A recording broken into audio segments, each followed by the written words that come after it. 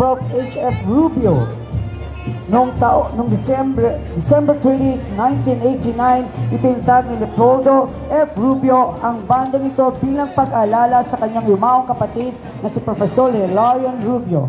Ang banda nito ay binubuo lamang ng 20 moskero ng mga miyembro din ng bandang Anak sa Pote na sina Noel Baron, Eduardo Guevara at Eduardo Guevara Jr.